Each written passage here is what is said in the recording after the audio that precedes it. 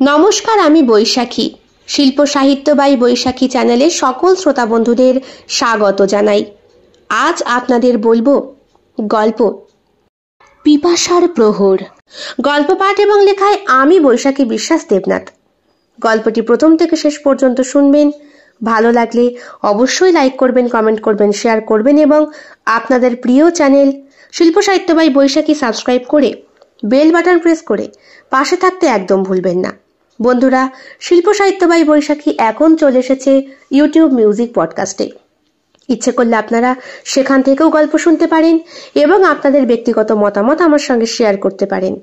আজ আপনাদের বলবো পিপাসার প্রহর। কঠোরভাবে প্রাপ্তবয়স্ক শ্রোতা বন্ধুদের জন্য গল্প পাঠ এবং লেখায় আমি বৈশাখী বিশ্বাস দেবনাথ। যাদের ভালো লাগবে না তারা দয়া করে এড়িয়ে যাবেন। এই গল্পটি সম্পূর্ণরূপে কল্পনা প্রসূত, যদিও কিছু ক্ষেত্রে বাস্তব ঘটনার ছোঁয়া থাকতে পারে। এটি লেখকের কল্পনার সাথে মিশ্রিত একটি সৃষ্টিশীল উপস্থাপন। গল্পটি কোনো ব্যক্তি, ঘটনা বা প্রতিষ্ঠানের সাথে মিলে গেলে তা নিতান্তই কাকতালীয়। এই গল্প শুধুমাত্র বিনোদনের উদ্দেশ্যে তৈরি করা হয়েছে। কক্ষের সামনে দাঁড়াতেই রুদ্রদেবের চোখ দুটি মুদিত হয়, যেন তার সামনে দাঁড়িয়ে থাকা তমসার বক্ষ যুগল দেখেই কবিত্ব জেগে ওঠে তার। বক্ষ যুগল যেন দুটি পূর্ণিমার চাঁদ, কোমলতা দৃঢ়তার সম্পূর্ণ মিশ্রণ। বুকের ওঠা নামা যেন সমুদ্রের ঢেউ, প্রশ্রান্ত বন্যতার এক চমৎকার মেলবন্ধন সৃষ্টি। সরু কোমর হাতে জড়িয়ে ধরা যায় অনায়াসে। শিল্পীর নিখুঁত ভাস্কর্য। নাভি এত গভীর যেন বিস্ময়, যার আশেপাশের মসৃণ ত্বক সোনার পাতার মতো উজ্জ্বল। পেটের ওপরের আবরণ মখমলের মতো সূক্ষ্ম ভাঁজে সৌন্দর্যে রচিত। পায়ের গড়ন যেন কোনো শিল্পী নিখুঁতভাবে খোদাই করেছে এক মোহময় মূর্তি। নূপুরের শব্দ যেন সঙ্গীতের মৃদু রাগিনী, প্রতি পদক্ষেপে যেন ছন্দ। আর তার সেই হারিয়ে যাওয়া অঙ্গ, যেখানে শরীরের কেন্দ্রস্থলে এক অনন্য রহস্য, একটা পুষ্প যা কোমলতা ও গভীরতার সংমিশ্রণে সৃষ্ট, যেন এক লাল কমল যার সুবাস ছড়িয়ে অস্তিত্বের প্রকাশ ঘটায় প্রত্যেকটি স্পন্দনে। যেখানে আছে আদিমতা আর শুদ্ধতার মিশ্রণ, যেন বসন্তের প্রথম ভোরে ফুটে ওঠা কুঁড়ি, যা সূর্যের সোনালি হাওয়ায় উন্মোচিত হয় ধীরে ধীরে। ত্বকের আশেপাশে মোহময়তার আবরণ, যা মেঘের ছোঁয়ায় স্নিগ্ধ হয়ে ওঠে। যেখানে সূক্ষ্ম ভাঁজে লেখা নারীত্বের অন্তর্গত সৌন্দর্য, সেখানে গোপনে লুকিয়ে আছে এক সুরধ্বনি, যা কেবল প্রেম আবেগের স্পর্শেই প্রবাহিত হয়। বসন্তের স্নিগ্ধ বায়ুতে দোল খাওয়া নদীর কূল দুটি। রহস্যময় এই অনুভূতি আমাকে যে পাগল করে তমসা। হাতছানি দিয়ে তমসা ডাকে রুদ্রদেবকে। তার শরীরে স্বল্প আবরণ ভেদ করে তার রূপ মাধুরী রুদ্রদেবের হৃদয়কে বারবার দহন করে। আর প্রত্যেক দিন এই দহনে জ্বলে পুড়ে শেষ হওয়ার জন্য রুদ্রদেব সব কাজ ফেলে ছুটে আসে তমসার কক্ষে। আমি যে শুনলাম তুমি নাকি বিয়ে করছো। এই নামটা মুখে নিও না। কথা দিচ্ছি তোমায়, আমি তোমাকে রানী করব। সত্যি সত্যি বলছো? কিন্তু আমার মতো মেয়েদেরকে কেউ যে রানী করে না রাজা। আমি কথা দিচ্ছি তোমাকে, আমি তোমায় রানী করব তমসা। এসো এসো আমার বাহু ধরে, সঁপে দাও নিজেকে, দাও।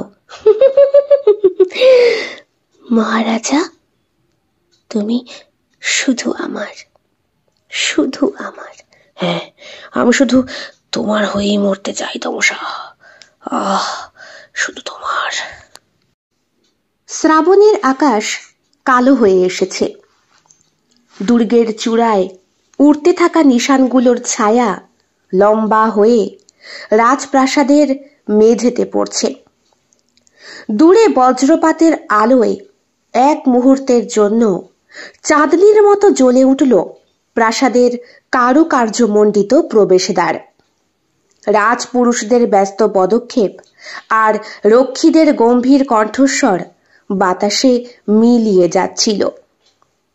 প্রাসাদের অভ্যন্তরে ছিল এক গোপন কক্ষ, চন্দন কাঠ আর সুগন্ধি ধূপে মোড়ানো, যেখানে বসেছিলেন রুদ্রদেব সেন। তার পরনে মখমলের লাল সোনালি অলঙ্কৃত পোশাক, চোখে গভীরতা আর মুখে সেই রহস্যময় হাসি যা বহু নারীর রক্ত গরম করে দিত। তার সামনে দাঁড়িয়ে ছিল তমসা, এক নর্তকী যার শরীর যেন আগুনের মতো জ্বলছে। তুমি আজ একটু দেরি করেছ তমসা, রুদ্রদেব ধীরে ধীরে বললেন। তার গলায় ছিল এক ধরনের গভীর কামনা, যা চেয়েও না চেয়ে জ্বলে উঠেছিল। তমসা হাসল। তার চোখ ছিল এক চাতুরী। সে জানত এই মানুষটি তাকে যতটা চায় ঠিক ততটা ভয়ও পায়। তার কালো মখমলের ওড়না শরীর থেকে খানিকটা পিছলে পড়েছিল, আর মোমবাতির আলোয় তার ত্বক যেন স্বর্ণের মতো দীপ্তিমান হয়ে উঠেছিল। প্রভু, রক্তগোধূলির সময় প্রাসাদে আসতে বলা হয়েছিল, আমি তো সেই সময় মতোই এসেছি। রুদ্রদেব উঠে দাঁড়ালেন। তার লম্বা সুঠাম দেহ তমসার দিকে এগিয়ে গেল।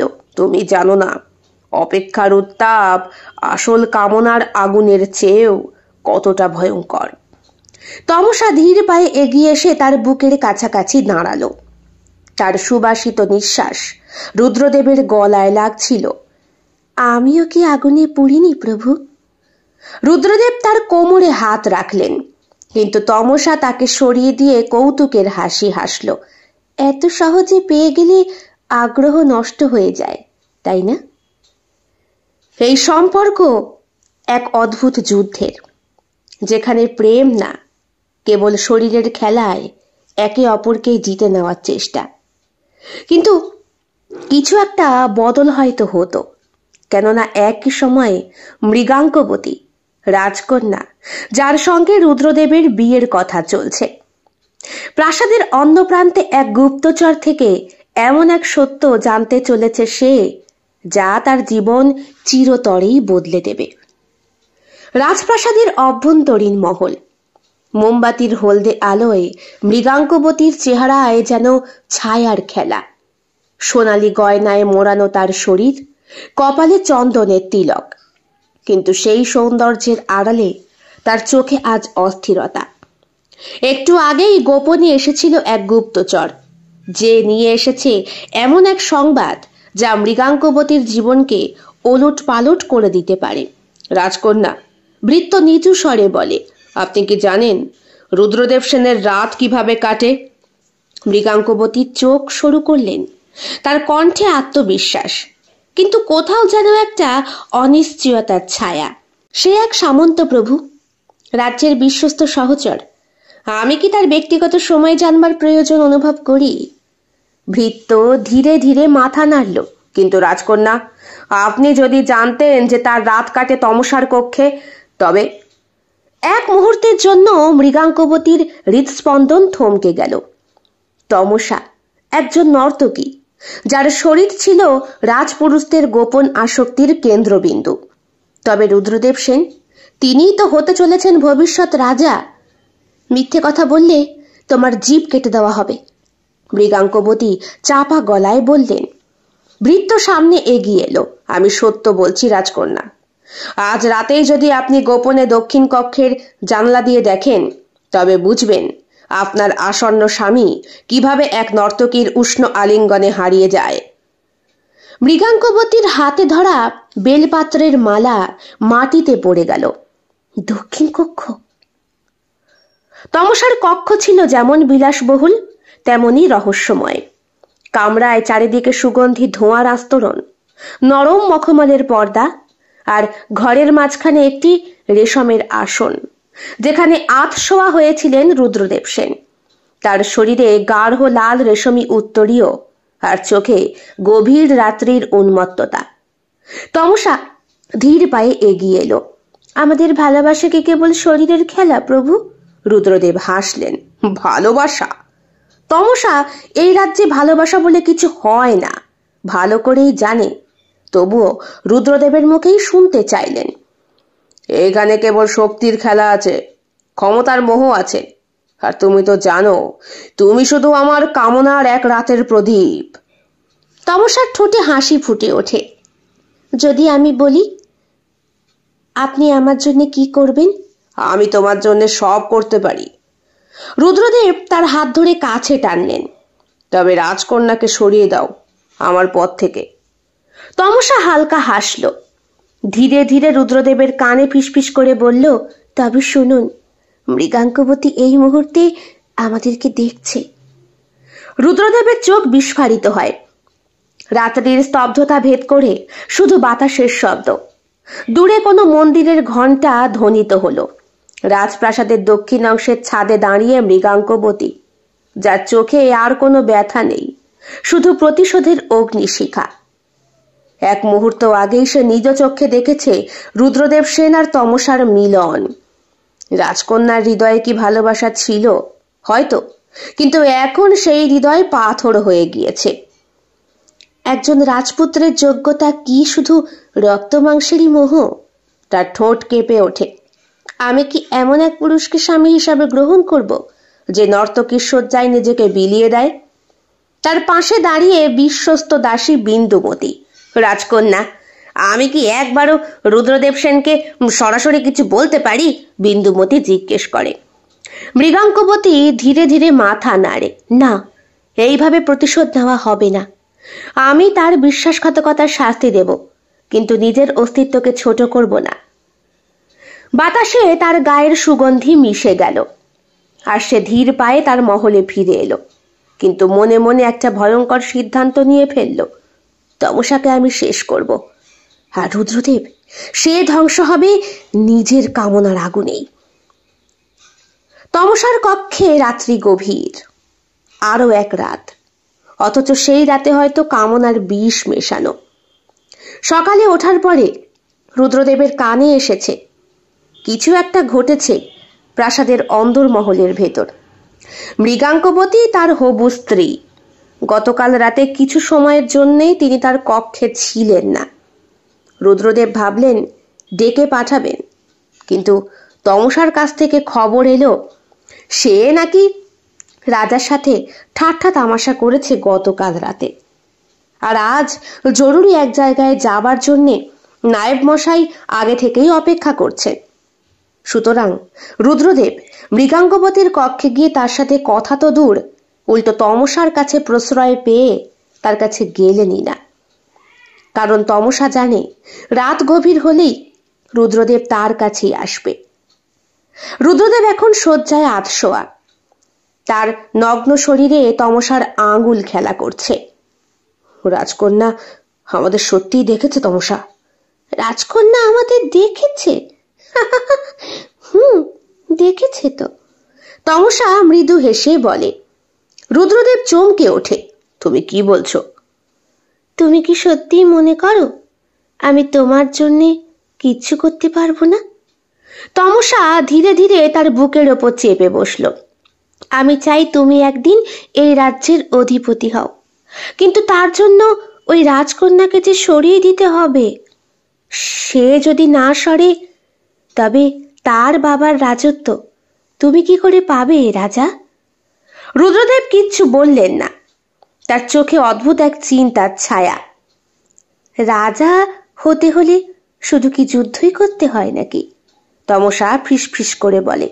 রাজকন্যা যদি নিজে থেকেই হারিয়ে যায় তাহলে?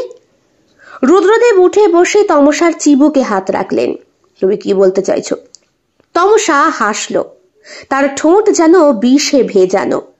একজন নারী অন্য নারীর শত্রু হয় রাজা, পুরুষের কিছু করতে হয় না। পরের দিন দরবারে রাজা গৌরেশ্বর সেন মৃগাঙ্কবতীর সাথে কথা বলছেন। কন্যা, রুদ্রদেব সেন তোমার জন্য যোগ্য পাত্র। তার সঙ্গে বিবাহ সম্পন্ন করাই তোমার পক্ষে শ্রেয়। মৃগাঙ্কবতী শান্ত গলায় বলে, পিতা, আমি কিছুদিন সময় চাই। রাজা অবাক হলেন, কিন্তু মাথা নাড়লেন। তিনি তার কন্যাকে খুব ভালোবাসেন। স্ত্রীর মৃত্যুর পর কন্যাকে নিজেই বড় করেছেন। একজন উপযুক্ত রাজার দরকার ওনার মৃত্যুর পর রাজ্য শাসন করবার জন্য, কিন্তু মৃগাঙ্কবতীকে উনি এমন শিক্ষায় শিক্ষিত করেছেন যে সে নিজেই রাজ্যের সম্রাজ্ঞী হতে পারে, কিন্তু তার অভিষেকের জন্য তাকে বিবাহিত হতে হবে। কাজেই রুদ্রদেব সেনকে তেমনই সলা পরামর্শ দিয়ে নিয়ে আসা হয়েছে অন্য রাজ্য থেকে। রাজকন্যার মন হয়তো এখন অন্য কিছু ভাবছে। বিবাহের মতো সিদ্ধান্ত নেবার আগে অবশ্যই ভেবে চিন্তেই নেবার দরকার। সেই রাতে তমসার কক্ষে প্রবেশ করবে নিজে মৃগাঙ্কবতী, একা, নিঃশব্দে। কারণ যেই যুদ্ধটা শুরু হয়েছে সেই যুদ্ধটা ভালোবাসার নয়, প্রতিশোধের। রাত্রির গভীরে যখন চন্দ্রলোক কেবল রাজপ্রাসাদের শ্বেত প্রাচীরে ম্লান আভা ফেলছে, তখনই মৃগাঙ্কবতী নীরবে বেরিয়ে এলো নিজ মহল থেকে। সে একা, কেবল একটি রেশমি চাদরে নিজেকে মুড়ে রেখেছে। চোখে ভয় নেই, আছে কেবল আগুন। সে ধীরে ধীরে চলতে শুরু করলো তমসার কক্ষের দিকে। একমাত্র বিন্দুমতি জানে রাজকন্যার এই রাত্রের যাত্রার গোপন অর্থ। তমসার কক্ষ, সেখানে অলংকৃত প্রদীপ জ্বলছে, সুগন্ধি ধোঁয়া ভাসছে বাতাসে।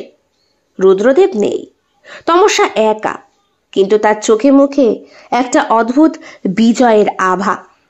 সে আয়নার সামনে নিজের শরীরের ওপর শাড়ির আঁচল ঢিলে করে দেয়, যাতে রুদ্রদেব সেন এলেই তার সাথে কথা বলতে বলতেই তার বক্ষ সৌন্দর্য প্রস্ফুটিত হয়, প্রকাশ পায় তার প্রত্যেকটি নারী অঙ্গ একটু একটু করে। আর তারপর রুদ্রদেব সেন নিজেই ভেসে যাবে তার গভীরে, এমনই অভিপ্রায় তার। রাজকন্যা নিশ্চয়ই ভেঙে পড়েছেন, নিজে থেকেই বলে ওঠে তমসা। কিন্তু এটাই আমার জয়, রুদ্রদেব আমার হাতের কৃতদাস হয়ে গেছে। সে জানতো না ঠিক সেই মুহূর্তেই কক্ষের বাইরে দাঁড়িয়ে রয়েছে মৃগাঙ্কবতী। মৃগাঙ্কবতী ধীরে দরজার আড়াল থেকে বেরিয়ে এলো। বাহ, রাজকন্যা স্বয়ং আমার কক্ষে! তমসা পেছনে ফিরে ম্লান হাসে। তোমার এই সুগন্ধি কক্ষের বাতাস তো বিষাক্ত তমসা। মৃগাঙ্কবতীর গলা ছিল কঠিন। তমসা ধীরে ধীরে উঠে দাঁড়ালো। তুমি কি রুদ্রদেবের জন্য এসেছো রাজকন্যা? সে বলল, চোখে তাচ্ছিল্য। এটা স্বীকার করতে তোমার লজ্জা হয় না? সে আমায় চায়, তোমাকে নয়। মৃগাঙ্কবতী ঠোঁট কামড়ে ধরে নিজের। তুমি কি ভাবো আমি তোমার এই নাটকের শিকার হব? তমসা ধীরে ধীরে এগিয়ে আসে। একজন পুরুষ যাকে চায় সেই নারী জয়ী হয় রাজকন্যা। তুমি কি জানো, রুদ্রদেব আমাকে তার ভবিষ্যৎ রানী হিসাবে দেখতে চায়। মৃগাঙ্কবতীর চোখ চকচক করে ওঠে। তাহলে শোনো তমসা, আমি তোমার এই খেলায় তোমাকে পরাস্ত করব। তুমি হয়তো কামনার শক্তি খোঁজো, কিন্তু আমি ক্ষমতার। তমসা হাসলো। রাজকন্যা, তুমি সত্যিই ভাবো আমাকে এত সহজে হারাতে পারবে? মৃগাঙ্কবতী এক পা সামনে এগিয়ে এসে ফিসফিস করে বলল, কাল ভোরের আলো ফোটার আগেই তুমি বুঝবে আমি কে। এদিকে রুদ্রদেব সেন মহলের এক নির্জন বারান্দায় দাঁড়িয়েছিলেন। মনটা আজ বড্ড অদ্ভুত অস্থিরতায় ভর্তি। হবে কি ঠিক করছি? সে নিজেই নিজেকে প্রশ্ন করে। সে জানে তমসার কাছে গেলে সে কামনার আগুনে হারিয়ে যায়, কিন্তু মৃগাঙ্কবতী, সেও এক নারী, তার মধ্যেও আগুন আছে। কিন্তু সে আগুনটা কিসের? রুদ্রদেব আজ মনে মনে ভাবে, আমার আসল পরিণতি কি? আচ্ছা, তমসা কি সত্যি এই রাজপ্রাসাদের রানী হবার উপযুক্ত? সে তো একজন দাসী। প্রভাতের আলো ধীরে ধীরে রাজপ্রাসাদের সোনালী প্রাচীরে লেগেছে। সকাল শুরু হলেও প্রাসাদের বাতাস বরাবরের জন্যই থমথমে। রাজা গৌরেশ্বর সেন আজ রাজসভায় বিশেষ বৈঠক ডেকেছেন। রাজকন্যা মৃগাঙ্কবতী, রুদ্রদেব সেন এবং সমস্ত মন্ত্রীরা সেখানে উপস্থিত।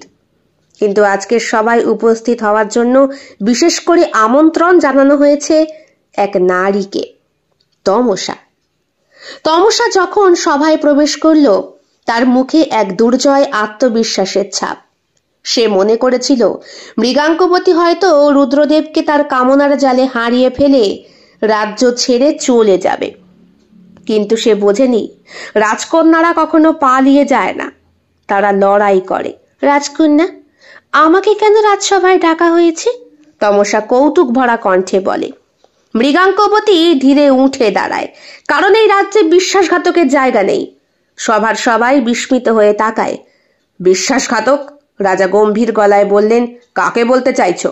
রাজা, আপনার রাজ্যের এক নারীর সাহস এতটাই বেড়ে গেছে যে সে আমার বিবাহিত জীবন ধ্বংস করার জন্য পরিকল্পনা করছে।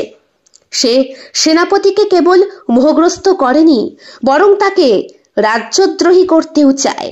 রুদ্রদেব চমকে উঠলেন কথা শুনে। মৃগাঙ্কবতী, তুমি কি বলছো? আমি যা বলছি তার প্রমাণ আছে। সে দাসী বিন্দুমতীকে ইশারা করে। বিন্দুমতী একটা চামড়ার খাম এগিয়ে দিল। রাজা তাতে চোখ বোলালেন এবং এক মুহূর্তের জন্য তার মুখটা কঠিন হয়ে উঠল। রুদ্রদেব সেন, তুমি কি জানো এই তমসা তোমাকে কিভাবে ব্যবহার করছে? তমসা তৎক্ষণাৎ বলে উঠল, রাজা, এ কি অপবাদ? আমি তো কিছুই জানি না। মৃগাঙ্কবতী এবার হাসল। তমসা, তুমি কি মনে করেছিলে আমি তোমার খেলা বুঝতে পারবো না? খামের মধ্যে থেকে একটা পার্চমেন্ট বের করলেন। তাতে লেখা ছিল বৈদেশিক সৈন্যদের সঙ্গে গোপন ষড়যন্ত্রের বিবরণ। সবার মধ্যে কানাঘুষা শুরু হয়ে গেল। রুদ্রদেব বিস্ময়ে তাকিয়ে থাকলেন। তমসা, এ কি সত্যি? তমসা এবার চুপ করে গেল। তার চোখের গভীরে এক মুহূর্তের জন্য ভয় দেখা গেল, কিন্তু পরক্ষণেই সে সামলে নিল নিজেকে। রাজকন্যা, তুমি কি মনে করো আমি একা এত বড় ষড়যন্ত্র করলাম? মৃগাঙ্কবতীর ঠোঁটের কোণায় রহস্যময় হাসি। তাই তো বললাম তুমি একা নও।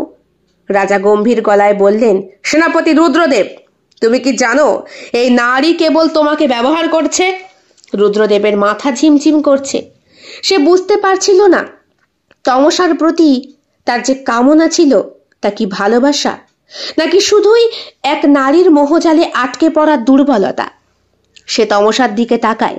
তমসা, তুমি কি আমাকে ভালোবাসোনি? তমসা এবার হাসল, বিষাক্ত হাসি। ভালোবাসা?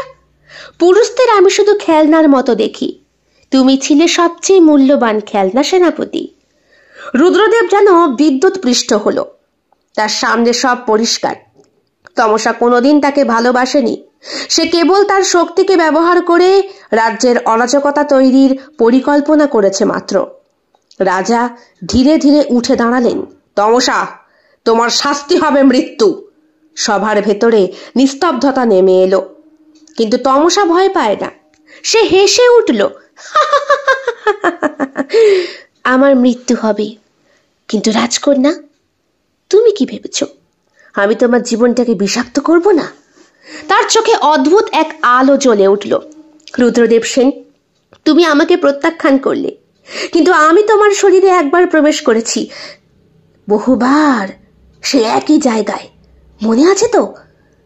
সবার মধ্যে এক ভয়ানক নীরবতা নেমে এলো। মৃগাঙ্কবতীর চোখ কঠিন। আমি জানি তমসা, সে বলল ধীরে, কিন্তু তুমি জানো না আমি প্রতিশোধ কিভাবে নিতে পারি। তমসা এই প্রথমবারের মতো অস্বস্তিতে পড়ল। তুমি কি করতে চাও? তোমার মৃত্যু হবে আমার হাতে তমসা। শুধু তোমার দেহকেই শেষ করব না, তোমার অস্তিত্বকেও বিলীন করব। রাজা গম্ভীর কণ্ঠে আদেশ দিলেন, তমসাকে কারাগারে নিক্ষেপ করো। আগামী পূর্ণিমার রাতে তার বিচার হবে। 2 সৈন্য এসে তমসাকে ধরে নিয়ে গেল। তমসা চলে যাবার সময় পেছন ফিরে একবার তাকালো। তার চোখে কোনো অনুতাপ নেই, কেবল অন্য এক চক্রান্তের ইঙ্গিত। মৃগাঙ্কবতী এবার সেনাপতি রুদ্রদেবের দিকে তাকালো। তুমি মুক্ত সেনাপতি, কিন্তু মনে রেখো, এই রাজ্যে যদি তুমি আবার কোনো নারীর মোহে পড়ো, তবে আমার হাতে তোমার পরিণতি কি হবে তা তুমি ভালো করেই জানো। রুদ্রদেব মাথা নিচু করলেন, কিন্তু তার মন শান্ত নয়। পাথরের তৈরি অন্ধকার কারাগারের ভেতর ঠান্ডা বাতাস বইছে।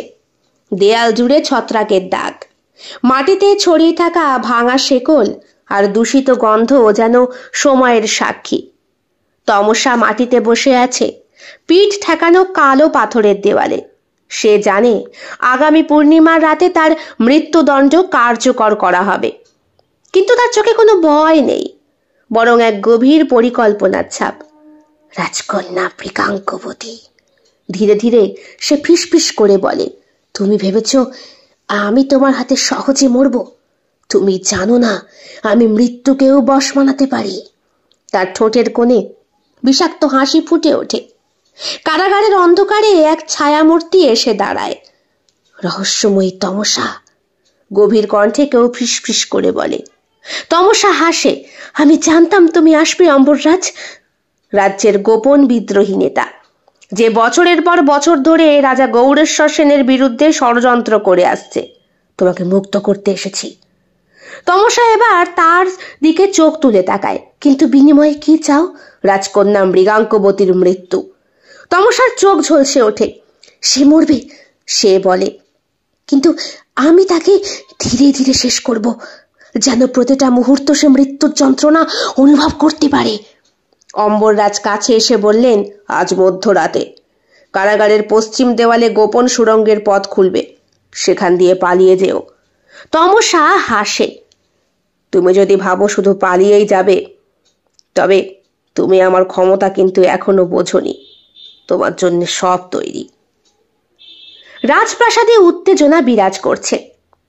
রাত গভীর হলেও রাজকন্যা মৃগাঙ্কবতী আজ নিজ কক্ষে একা বসে। চোখের সামনে একটা দৃশ্য ভেসে উঠছে বারবার, রুদ্রদেব সেনের বিভ্রান্ত মুখ আর তমসার বিদ্রুপের হাসি। সেনাপতি রুদ্রদেব সেনকে মনে মনে কত ভালোবেসেছিল মৃগাঙ্কবতী। উপযুক্ত বুঝতে পেরেছিল তাকেই, এবং স্বামী হিসাবে তাকে গ্রহণ করার জন্য পিতাকে রাজিও করাতে হয়েছিল তার। কিন্তু এখন তার বুকের ভেতরে ক্রোধ, হতাশা আর প্রতিশোধের আগুন দাউ দাউ করে জ্বলছে। সে বিশ্বাসঘাতকদের ক্ষমা করতে জানে না। তার দরজার ধীর পায়ে একজন প্রবেশ করে, রুদ্রদেব সেন। রাজকন্যা। মৃগাঙ্কবতী ধীরে ফিরে তাকায়। তুমি এখানে কেন? আমি জানি তুমি এখনো আমাকে পুরোপুরি বিশ্বাস করনি, কিন্তু আমি সত্যিই তমসাকে চিনতে পারিনি। রাজকন্যার চোখ কঠিন হয়ে ওঠে। তুমি কি জানো সে আজ মধ্যরাতে পালাতে পারে? রুদ্রদেব চমকে ওঠে। কি বলছো? মৃগাঙ্কবতী উঠে দাঁড়ায়। কারাগারের পশ্চিম দেওয়ালে গোপন সুড়ঙ্গ আছে, বিদ্রোহীরা ওকে বের করে আনবে, কিন্তু আমরা তাকে পালাতে দেব না। রুদ্রদেব গভীর দৃষ্টি নিয়ে বলল, তাহলে কি করব? মৃগাঙ্কবতী ঠোঁটের কোণে হাসি ফুটিয়ে তুলল। তুমি কি তমসাকে শেষ করতে পারবে? রুদ্রদেব নিঃশ্বাস ফেলল। সে জানে তার হাত একবার যদি রক্তে ভিজে যায় তবে আর ফিরে আসার পথ থাকবে না, কিন্তু সে জানে এই যুদ্ধের শেষ হতেই হবে। সে ধীরে মাথা নত করল। আমি প্রস্তুত। মৃগাঙ্কবতী এবার তার কাঁধে হাত রাখল। আজকের রাতেই আমরা রাজ্যের ভবিষ্যৎ নির্ধারণ করব রুদ্রদেব। নিশ্চুপ রাত। কারাগারের পাশের বাগানে গোপন সৈন্য মোতায়েন করা হয়েছে। তমসা ধীরে ধীরে উঠে দাঁড়ালো। তার কানে হালকা শব্দ এলো। সুড়ঙ্গপথ খোলা হয়েছে। সে নিঃশব্দে বেরিয়ে এলো। বিদ্রোহীদের সৈন্যরা তাকে পথ দেখিয়ে নিয়ে যাচ্ছে। তার চোখে একটাই লক্ষ্য, প্রাসাদে ফিরে যাওয়া, মৃগাঙ্কবতীকে শেষ করা। কিন্তু ঠিক সেই মুহূর্তে আকাশে বাজ পড়ল। একদল সৈন্য সামনে এসে দাঁড়ালো। তাদের সামনে মৃগাঙ্কবতী এবং রুদ্রদেব। তমসা, তমসা, তমসা, তুমি এবার পালাতে পারবে না, মৃগাঙ্কবতী কঠিন গলায় বললেন। তমসা হেসে ওঠে। আমি কি পালাচ্ছি রাজকন্যা, নাকি নতুন কিছু শুরু? রুদ্রদেব তলোয়ার বের করল। এইবার আর কোনো সুযোগ নেই তমসা, আত্মসমর্পণ করো। তমসা এবার রুদ্রদেবের দিকে তাকায়। তার চোখে কামনা আর প্রতিশোধের এক অদ্ভুত মিশ্রণ। তুমি কি সত্যি আমাকে শেষ করতে পারবে রুদ্রদেব? রুদ্রদেবের চোখ কাঁপে। তমসা ধীরে ধীরে তার দিকে এগিয়ে আসে। আমার স্পর্শ কি তোমার শরীরে এখনো আগুন ধরায় না? রুদ্রদেব মুখটা ফিরিয়ে নেয় তার দিক থেকে, কিন্তু মৃগাঙ্কবতী এক ধাপ এগিয়ে এসে বলে, সৈন্য, তমসাকে বন্দি করো। তমসা শেষবারের মতো চিৎকার করে উঠল, এই যুদ্ধ শেষ হবে না রাজকন্যা, আমি ফিরে আসব। আমি তোমার স্বামীকে তোমার সামনে ধ্বংস করব। কিন্তু ঠিক তখনই রুদ্রদেব তার তলোয়ার উঁচিয়ে এক মুহূর্তে তমসার বুক ভেদ করে দিল। তমসার বিস্ময়ের চোখে তাকিয়ে রইল রুদ্রদেবের দিকে। তার ঠোঁটের কোণে এক ফোঁটা রক্ত জমে উঠল। সে ধীরে ধীরে মাটিতে লুটিয়ে পড়ল। মৃগাঙ্কবতী সামনে এসে দাঁড়ালো ধীরে ধীরে। মুখে কোনো আনন্দ নেই, কেবল কঠিন শূন্যতা। রুদ্রদেব নিঃশ্বাস ফেলল। মৃগাঙ্কবতী তাকালো তার দিকে। রুদ্রদেব, এখনো অনেক বাকি। তমসার নিথর দেহ পড়ে আছে রাজপ্রাসাদের চত্বরে। তার চোখে স্থির শূন্যতা, ঠোঁটের কোণে সেই হাসিটা এখনো, যেন মৃত্যুর মধ্যেও সে মৃগাঙ্কবতীকে অদৃশ্য কোনো অভিশাপ দিয়ে গেছে। রুদ্রদেব তলোয়ার থেকে রক্ত মুছে নিল। মৃগাঙ্কবতী ধীর পায়ে তমসার মৃতদেহের সামনে এসে দাঁড়ায়। অবশেষে শেষ হলে তুমি তমসা? ঠিক তখনই একটা শীতল বাতাস যেন ধ্বনিত হয়ে বলে ওঠে, শেষ শেষ কিচ্ছু হয়নি রাজকন্যা। চারিদিকে একদল ঘোড়সাওয়ার সৈন্য ঘিরে ফেলেছে রাজপ্রাসাদ। তাদের পতাকায় তমসার প্রতীক চিহ্ন জ্বলজ্বল করছে, বিপ্লবের রক্ত চিহ্ন।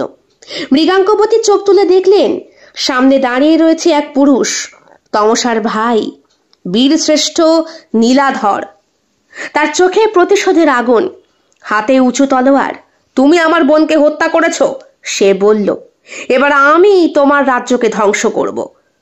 প্রাসাদের মহলে তখন তীব্র উত্তেজনা। আমাদের প্রস্তুত হতে হবে, মৃগাঙ্কবতী বললেন। নীলাধর সেন সহজে হাল ছাড়বে না। রুদ্রদেব তার দিকে তাকালো। তুমি সত্যিই ভাবছো আমরা এই যুদ্ধে জিততে পারবো রাজকন্যা? আমাদের জিততেই হবে রুদ্রদেব।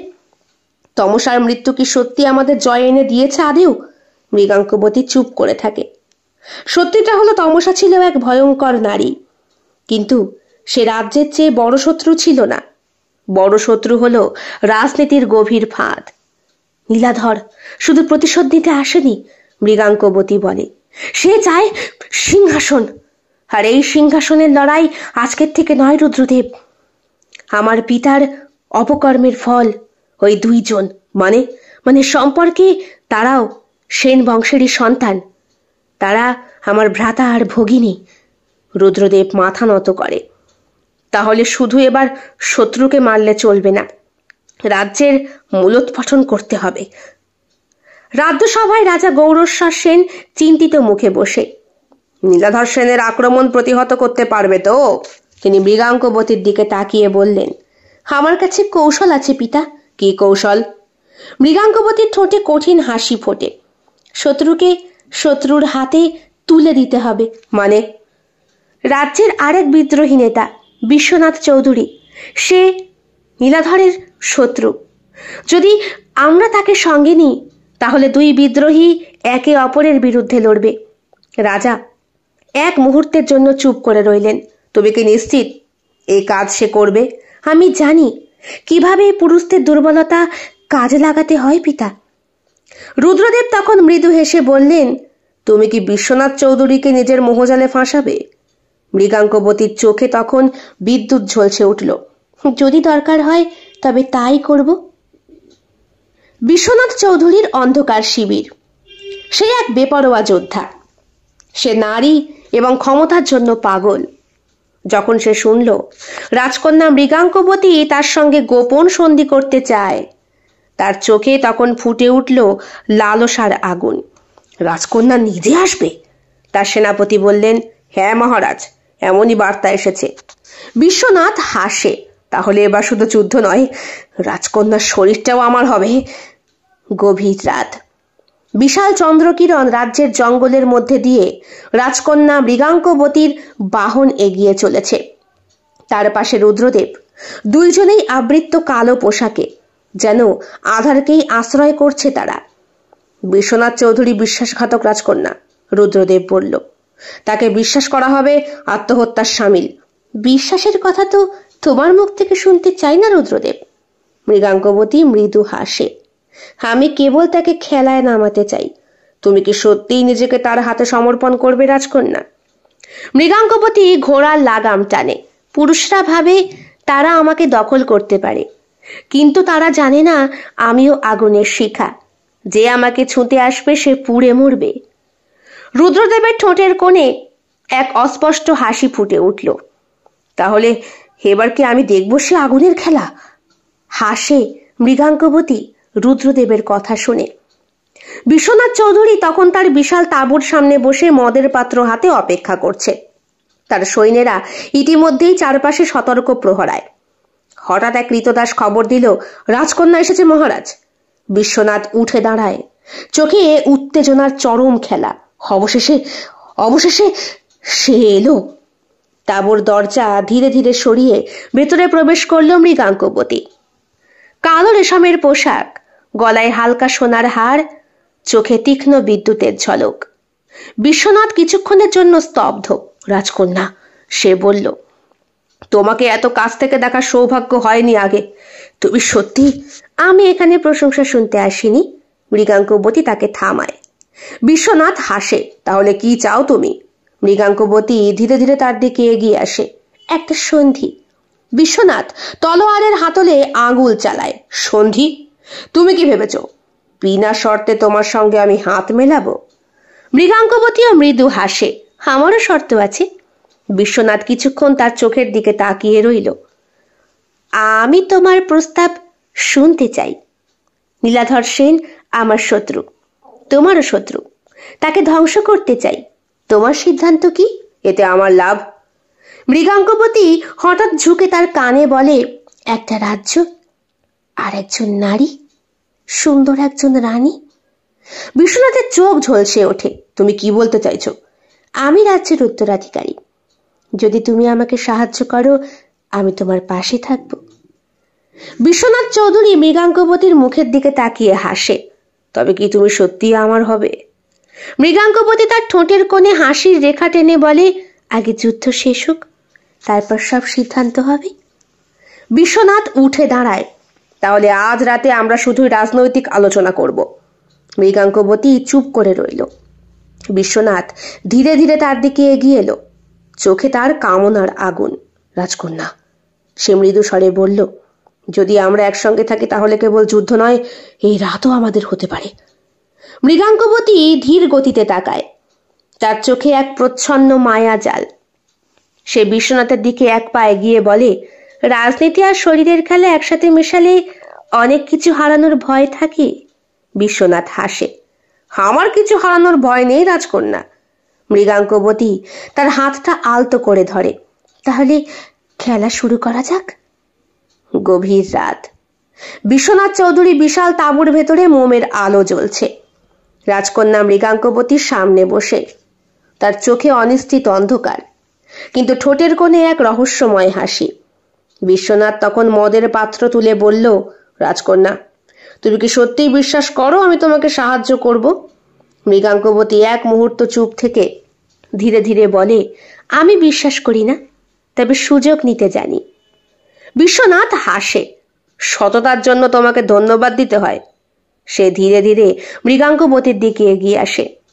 চোখে তার কামনার তীব্র দৃষ্টি। তাহলে তুমি আজ রাতটা আমার সঙ্গে কাটাবে তো? মৃগাঙ্কবতী উত্তর দেয় না। সে উঠে দাঁড়ায়। তার চাহনিতে কোনো সংকোচ নেই। রাজনীতি আর শরীর, সে বলল, একসঙ্গে মেশালে বিপদ বাড়ে। তুমি কি সত্যি সেই ঝুঁকি নিতে প্রস্তুত? বিশ্বনাথ তার চারপাশের অন্ধকারের দিকে তাকায়। আমি যুদ্ধ করতে জানি রাজকন্যা, শরীরের যুদ্ধই হোক বা রক্তের, আমি ভয় পাই না। ওই রাতের আলোচনার পর রাজকন্যা তার তাঁবুতে ফিরে গেল, কিন্তু ঘুমটা এলো না। সে জানে বিশ্বনাথ তাকে ব্যবহার করতে চাইবে, কিন্তু মৃগাঙ্কবতী কেবল ব্যবহারের জন্য জন্মায়নি, সে শাসন করতে জন্মেছে। রুদ্রদেব, সে মৃদু স্বরে বলে। তাঁবুর ছায়া থেকে একজন বেরিয়ে আসে। তুমি কি ওর বিশ্বাস জিততে পেরেছ? রুদ্রদেব জিজ্ঞেস করে। বিশ্বাস নয়, কামনা। রুদ্রদেব হাসল। একদিন তুমি নিজেই সেই আগুনে পুড়ে যাবে রাজকন্যা। মৃগাঙ্কবতী চোখ বন্ধ করে। আগুনে পুড়ে যে সোনা উজ্জ্বল হয়, সেই রাজা হতে পারে রুদ্রদেব। রুদ্রদেব তাকিয়ে থাকে। সতর্ক থেকো, বিশ্বনাথ কিন্তু বোকা নয়, আমি জানি। মৃগাঙ্কবতী জানলার দিকে তাকায় ধীরে ধীরে। দূরে রাজ্যের দিকে তাকিয়ে সে মনে মনে প্রতিজ্ঞা করে, আমি হারব না। পরের দিন সকালে বিশ্বনাথ চৌধুরী তার সৈন্যদের নিয়ে সভায় বসেছে। তার সেনাপতি বলল, মহারাজ, আপনি কি সত্যিই বিশ্বাস করেন যে রাজকন্যা আপনাকে ব্যবহার করবে না? বিশ্বনাথ মৃদু হাসে। সে যদি আমাকে ব্যবহার করতে চায়, আমিও তাকে ব্যবহার করব। রাজনীতির খেলা এমনই হয়। কিন্তু যদি সে বিশ্বাসঘাতকতা করে? বিশ্বনাথ তার তরবারি টেনে বের করল। তাহলে তার শরীর আমার হাতের খেলনা হবে। সেনাপতির মুখটা কঠিন হলো। সাবধানে থাকুন মহারাজ। রাজকন্যারা কেবল শরীর দিয়ে রাজনীতি করে না, তারা রক্তের রাজনীতি করে। বিশ্বনাথ হাসল, কিন্তু মনে ঢুকলো একটা সন্দেহের বীজ। রাতে মৃগাঙ্কবতী এক গোপন বার্তা পাঠালো রাজদরবারে। সবকিছু ঠিকমতো এগোচ্ছে। নীলাধর সেনকে প্রলুব্ধ করার সময় এসেছে। সে জানতো এই যুদ্ধ শুধু অস্ত্রের নয়, এই যুদ্ধ মন আর শরীরের, এবং এই যুদ্ধে সে তার শেষ অস্ত্রটি এখনো ব্যবহার করেনি। রাজকন্যা মৃগাঙ্কবতী জানতো এই যুদ্ধ শেষ হবে রক্তে। বিশ্বনাথ চৌধুরী তার তাঁবুর ভেতরে অপেক্ষা করছে।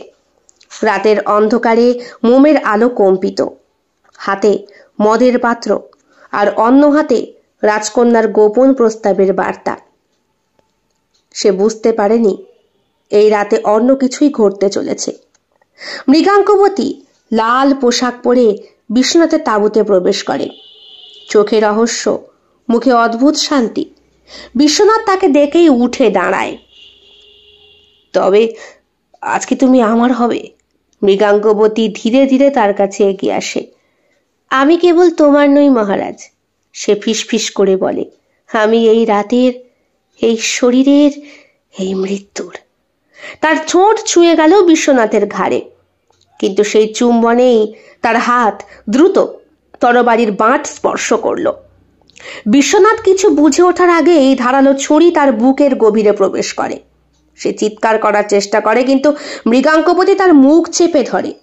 শুধু কামনা দিয়ে সব জয় করা যায় না, কখনো কখনো জয় হয় মৃত্যু দিয়ে। বিশ্বনাথের শরীর ধপ করে মাটিতে পড়ে গেল। তার রক্তে মৃগাঙ্কবতীর হাত ভিজে গেছে। ঠোঁটে এক ফ্যাকাশ হাসি। শুরু হলো সবে তাহলে। বিশ্বনাথের সৈন্যরা যখন তার লাশ খুঁজে পেল, তখন তাঁবুর ভেতরে আগুন জ্বলছে। কেউ জানতো না ঠিক কি ঘটেছে। রুদ্রদেব তার পাশে এসে দাঁড়ায়। এবার কি রাজকন্যা? নীলাধর সেন। মৃগাঙ্কবতী বলে, এবার তার পালা। এইবার তারা এলো নীলাধর সেনের শিবিরে। রাজকন্যা সেখানে পৌঁছালো একাকী। দেহের প্রতিটা ভাঁজে অনিশ্চিত আকর্ষণ।